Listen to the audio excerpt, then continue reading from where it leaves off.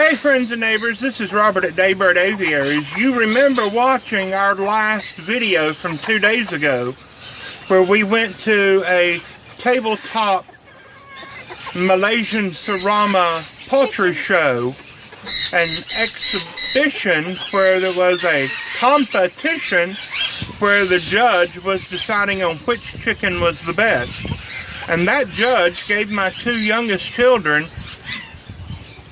each a rooster.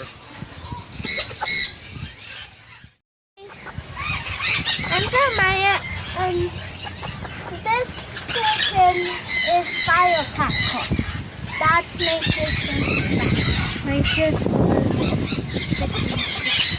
Firecracker's mine. Where did you get Firecracker? Chicken show? A chicken show? Yeah. Who gave him to you? I think the judge? Yeah. Yeah. Was that very nice? Yeah. Look right here at the camera. Say yeah. Thank you. Thank you. Set up in this nice wooden hutch that we built. We built this 5 years ago. Yeah. And the kids helped to decorate it. We're going to let Jeremiah show you the ends where they painted it. Look, we painted it. There's a sun. You probably cannot see that. And 1, 2, 3, 4, 5, 6 C's. It's fine. Yeah. And there's a cow, I think. And this one, a duck toy, I think. And the duck was one. My mom painted these flowers. That's why they look good. And the others don't because little kids painted them. Okay, bye! Now y'all know that I like to have automatic watering set up for just about everything. That's for my own reasons, just to eliminate some of the tasks day to day, but also because I know that it helps to provide the animals with clean, fresh drinking water at all times.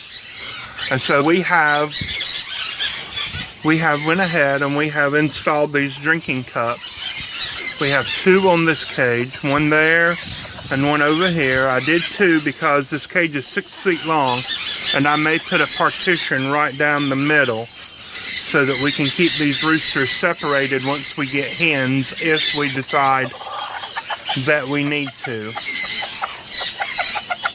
But aren't they cute? Now you can see that I have the cups all set up. I have the tube ran over to the second cup, and I have the tubing on the end bent over and clipped, closed tight, so hopefully it won't leak. I'm going to add a couple of zip ties here, and I will zip tie this up to the front fence. But now the only thing left right now is to fill it up and see how it works. For the water container, I'm using an old pickle bucket from a sub sandwich restaurant. Now, if you have a Firehouse Subs in your area, and again, I'm not being paid to say this, please, by all means, go by their establishment and buy these buckets. They're $2 each. These are their used pickle buckets. They are food grade, and the $2 that you pay for the bucket goes to help a fireman's fund for fallen firemen. But look here, I have it just sitting on top of the hutch where the chickens are, and I have the tube attached to a 3/8 inch brass fitting that is just screwed directly into the bucket. It has a 1/2 inch standard male pipe thread on the other end of it, and we just drilled a hole directly into the bucket and threaded the fitting directly into the plastic bucket. And it holds tight, it holds well. If it does leak, then just smear some silicone on it. Now I'm just going to fill it up and see how this works. Now with this one, you can see that it is overflowing. It's not leaking. It is designed to do this if you do not have it adjusted right. The only thing that you have to do to this is to turn that red knob on the top, and that will adjust it. Let me see if I can do this.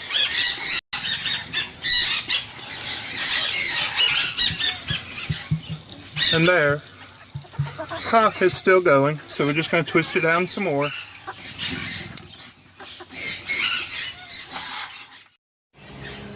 Okay, I've got that twisted almost all the way down, and this cup is about 2/3 full of water, and that is an ideal situation. That's going to keep plenty of water for the birds, and it's going to stay clean. And if you ever do need to clean it, all you have to do is either use a water hose and squirt it out, or even a watering can like you would use for your flower garden, and just pour some water in there and just rinse it out. If you need to disconnect it and take it to the sink and scrub it, then by all means, it's simple and easy to do that. There it is from the outside.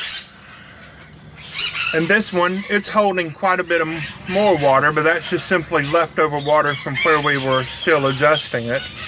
So I'm going to put some zip ties on this, and I'll come back and show you what we got. Now these cups are super simple to set up. You just clamp them onto the wire and shove the hose onto either end, and then adjust the knob on the top, and that knob on the top adjusts the water level. And at the very end, you do have to come up, devise a way for a plug. So I just took a length of the hose, bent it over, and put a cage clamp on it. Say something nice with your cartoon shirt.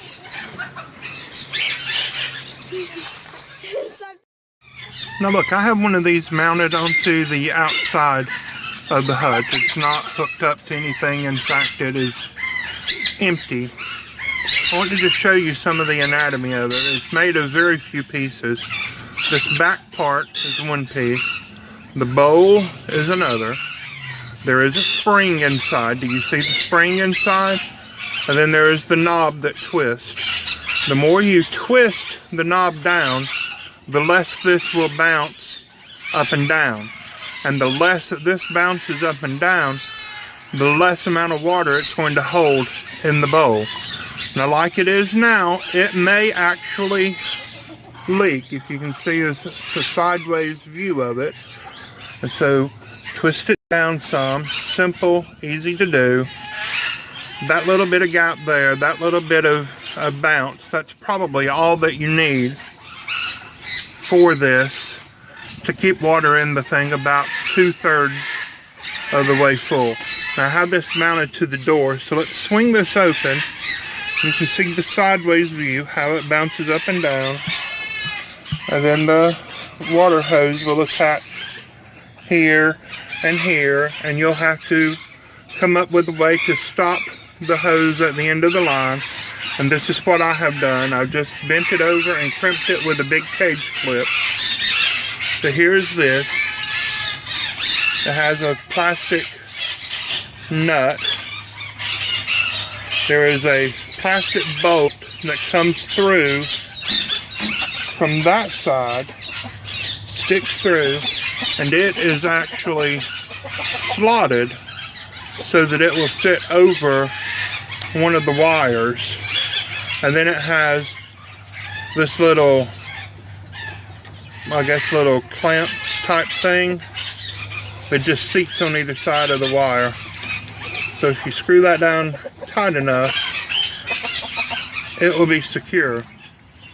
Now this is not something that you would want to use for large parrots. I would not suggest using this for anything larger than a cockatiel. Even an Indian ringneck or a rosella or even a green cheek conure would probably chew this and destroy this. Red rumps, Bork parakeets, parrotlets, the scarlet-chested grass parakeets, those would probably work well with these.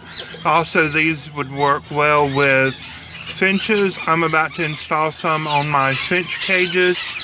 They work extremely well for doves and partridges and quail, young pheasants, young chickens, baby chickens. I wouldn't use them for baby quail. I think that would be a bit too deep of a water bowl for baby quail. But these are going to work out exceptionally well here for the Seramas. I am currently using them in the quail cages. I'm going to install them for the finches and for the doves and for the pigeons. I'm excited about having this, excited that the birds are going to have clean, fresh drinking water, excited that I'm not going to have to spend hours every day changing water bowls. Again, once or twice a week, I'm going to take and I'm going to spray these out with a water hose. We are outside on dirt. If you were inside, then you would have to take some other precautions. Empty your water container up above. Disconnect these, clean them out to your heart's content. You do what works for you, for your birds and your farm. I'm going to latch this shut, and we're going to say goodnight. I have all my friends down here. Look, even over there. That's Fred the bunny. You can barely see him. And our neighbor's back there. Chickens inside, chickens outside, chickens everywhere. The goats live on that side of the fence. They're already locked up in their stalls. So I want to say good night. It's late here. It's almost supper time. It's getting dark here, actually. I'm surprised the camera's still working. God bless you. Y'all take care. Bye-bye.